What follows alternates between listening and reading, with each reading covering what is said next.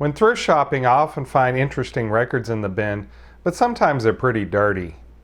My favorite way to clean them is using a basin system with scrub brushes.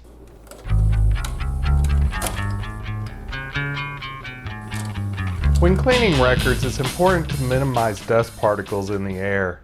You can buy an expensive filtration system, but I prefer my Thrifty method. I place a 20 by 20 air conditioning filter behind a box fan the same size and set it to low. After a few hours, dust particles in the room will be greatly reduced. The cleaning system I purchased was the 40th anniversary edition of the Spin Clean. This unit came with a basin, a pair of brushes, a pair of rollers, and a 4-ounce bottle of solution. Over the past year, I've already gone through the contents of the 4-ounce bottle. So I've purchased a replacement 8-ounce bottle and replacement brushes. Distilled water is also required for the cleaning, and I also recommend a bamboo dish rack like the one I've purchased at Family Dollar.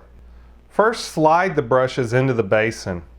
I like to lift up one of the brushes slightly so water can flow freely from one side of the basin to the other. There is a line on the inside of the tub that shows you where the water level should be. Pour in distilled water to that line. I then make sure both brushes are fully seated. For the 4-ounce bottle of cleaning solution, you would pour 3 capfuls of solution directly onto the brushes, but the 8-ounce bottle has a larger cap. I will only pour 1 capful. For 12-inch LPs, you will place the rollers on the outside roller groove. To prevent the Spin Clean from slipping, I put rubber grippers under the edges of the basin. Now insert the record between the 2 brushes. The instructions say to spin the record 3 times clockwise, like so.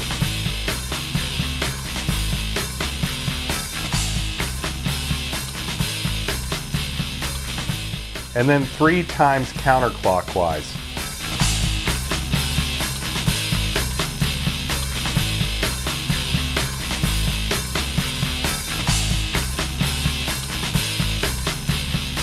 I then lift up the record and let as much fluid drip back into the basin as possible. Taking the record out of the basin, I lay it on top of one of the towels that came with the Spin Clean and dry with a microfiber cloth.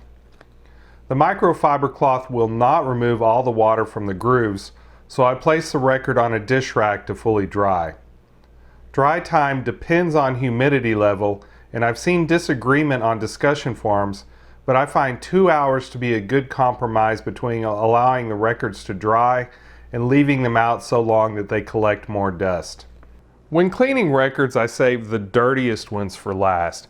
That way you keep the solution in the basin as clean as possible for as long as possible. But when a record is this dirty, I take one additional step, a pre-rinse.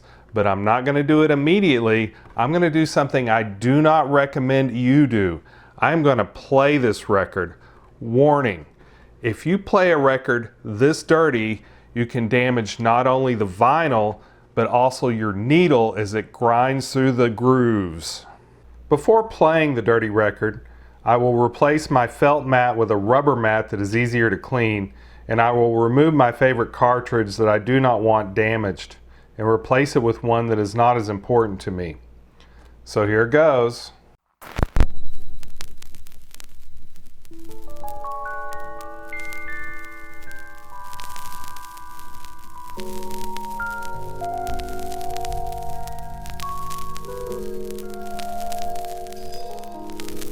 Now that you've heard the dirty record, let's do a pre-rinse. You can do this in the sink, but I'm going to use the shower head set to pulse. Try to avoid spraying the inner label. I'm using a pencil to hold the record by the center and let the pressure from the shower head turn the record as it rinses it. After I've thoroughly rinsed both sides of the record, I wipe off the inner label with a dry rag and use the Spin Clean just like every other record I've cleaned in this session.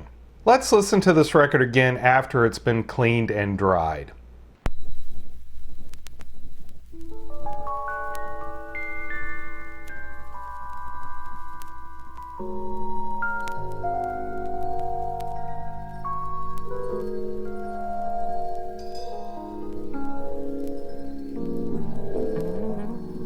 There is still surface noise on the record, but it's not nearly as pronounced as before the cleaning.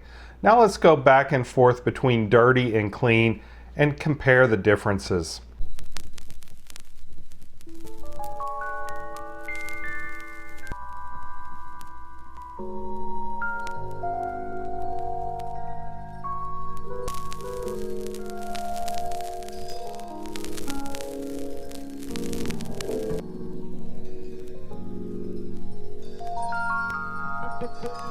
Once you are finished with your cleaning session, remove the brushes from the basin, clean off any dirt on the brushes with a rag soaked in warm water, and let them air dry. Leaving the brushes in the basin for an extended time will damage them. I also dump out the used cleaning fluid in the basin. If you only cleaned a few records, or the records you cleaned were not very dirty, you can save the solution, but I found that it starts to smell bad if left unused for more than a day. When the records are dry, it's a good idea to store them in fresh, new poly sleeves. Why go through all the trouble of cleaning your records if you're going to store them in the same old dirty sleeve they came out of? Some last minute thoughts. I purchased the 40th anniversary of the Spin Clean because it was on sale, but the dark coloration makes it difficult to tell how dirty the solution inside the basin is.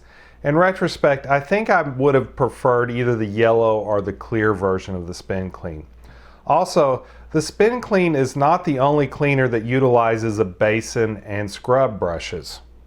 Crosley, Studebaker, and Vinyl Style all make record cleaners of similar design. So shop around and find the thriftiest bargain. If you enjoyed this video, please like and subscribe.